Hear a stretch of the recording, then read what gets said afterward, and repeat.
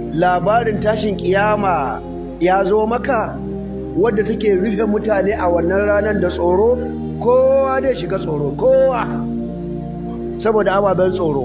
Ga wutan jahannama tana ruri, ga mala'iku duka sun sauka, kowa waja'a rabbuka wal malaku وجاء ربك والملك صفا صفا وجيء يومئذ بجهنم يومئذ يتذكر الإنسان وأنى له الذكرى.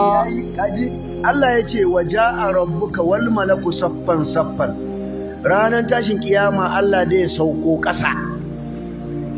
Lokacin mala'iku saffan sun yi sahu ga na ƙasa, ina nufin mala'iku na sama ta ɗaya, na biyu sun kewaye su, na uku sun kewaye na biyu, na hudu sun kewaye na uku, na biyar sun kewaye na hudu, na shida sun kewaye na biyar, na bakwai sun kewaye na shida. Lokacin da Allah yake cewa wanda ya ga zai iya fita cikin mutane ku ciga, muka muna tsakiya.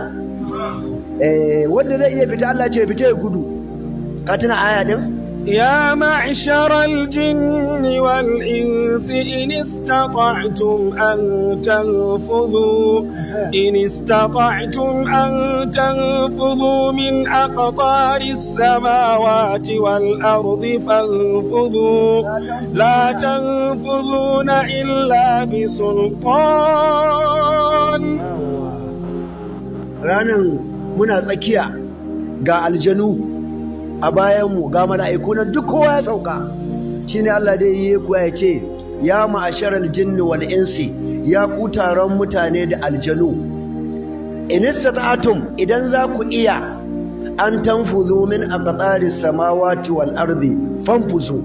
Allah ce akwai wanda zai iya ketawa ya fita a nan ko ta sama ko ta ƙasa, an ba shi dama inda iya keta. Sai Allah ce la tanfuzuna illa bi sultan, ba mai iya barin nan sai hujja. Me hujjan? Tauhidi kawai shi ne fitar da kai ka kama hanyar aljanna, amma ba ka daga nan sai wuta. Allah ka tsare mu. Waja'a rabbuka wal malaku saffan saffan. Allah dai zowa wanda ya dace da zatin sa. Lokacin mala'iku sun yi sahu, sannan Allah ya ce waji'a yawma izin bi jahannam. Jahannama ma mala'iku 70,000 su da sasai za su jawo ta wutan jahannama, janta za a yi. To ranar tsoro ya cika mutane, ga mala'iku da baka saba gani ba,